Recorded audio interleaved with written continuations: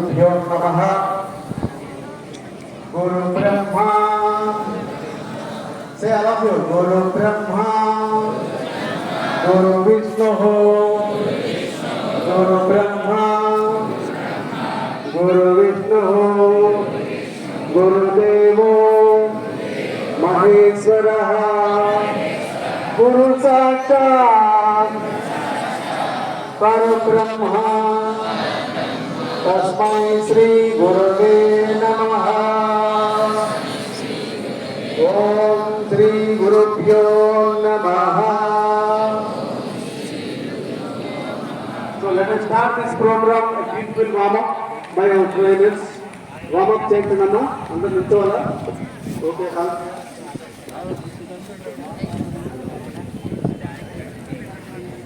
Check.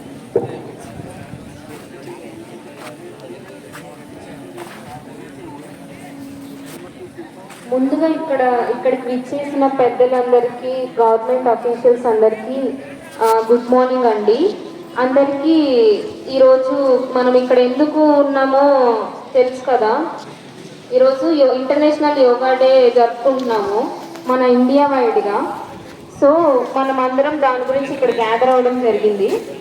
So అసలు యోగా అంటే ఏంటి అని, అసలు ఇది ఎక్కడి నుంచి వచ్చింది, అసలు దీన్ని మనం ఎందుకు ప్రాక్టీస్ చేయాలి, చేసే ముందు ఏం ప్రికాషన్స్ తీసుకోవాలి, చేసేటప్పుడు ఏం ప్రికాషన్స్ తీసుకోవాలి, చేసిన తర్వాత ప్రికాషన్స్ ఏం తీసుకోవాలో ఒకసారి తెలుసుకుందాము. యోగాని తెలుగులో యోగా అని అంటారు. ఈ యోగా అనేది ఒక ప్రాచీనమైన పద్ధతి అన్నమాట. ఇది మన శారీరక మానసిక ఆరోగ్యాన్ని మెరుగుపరచుకోవడానికి ఉపయోగించే ఒక ప్రాచీనమైన అభ్యాసం. ఈ యోగా చేయడం వల్ల మన శరీరానికి, మనస్సుకి, ఆత్మకు సమతుల్యతను చేకూరుస్తుంది.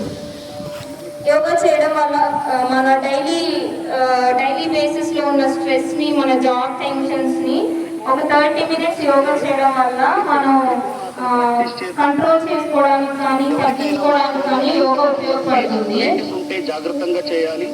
మెయిన్గా యోగా మన యోగా చేయడం వల్ల మన బాడీని మనమే కంట్రోల్ చేసుకోవడానికి ఉపయోగపడుతుంది. ఇప్పుడు యోగా చేసే ముందు మనం ఏం చేయాలో ఒకసారి తెలుసుకుందాం. యోగా చేసే ముందు యాక్చువల్గా మనము కామ్ అండ్ క్వైట్ ఎన్విరాన్మెంట్లో ఉండాలి. అంటే ఎక్కువ సౌండ్స్ రాని ప్రదేశాల్లో, ఎక్కడన్నా పార్క్స్ కానీ, ప్రశాంతంగా ఉన్న గ్రౌండ్స్లో కానీ మనం యోగా చేయాలన్నమాట. సెకండ్ వన్ ఏంటంటే మనం ఎంటీ స్టమక్తో యోగా చేయాలి.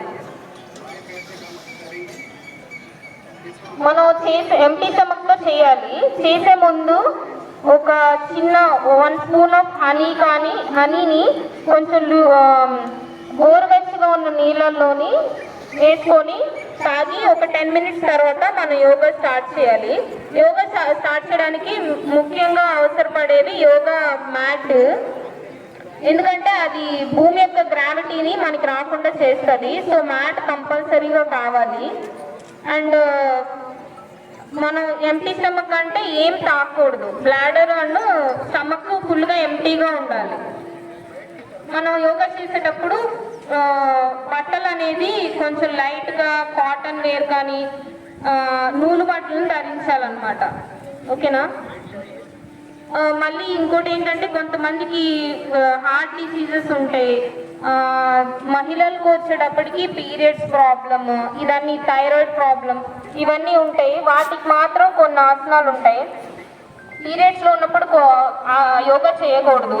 ఇంకా హార్ట్ డిసీజెస్ ఉన్నోళ్ళు కొన్ని ఆసనాలు మాత్రమే చూసుకొని చేసుకోవాలి.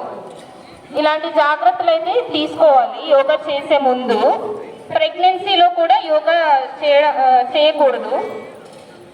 మనం ఇప్పుడు యోగా చేసే ముందు ఏం చేయాలో తెలుసుకున్నాం కదా. యోగా చేసేటప్పుడు during yoga what we have to do అనేది ఒకసారి చూద్దాం. యోగా అనేది ప్రేయర్తో స్టార్ట్ చేస్తాము, ఓంకారం ప్రేయర్తోని.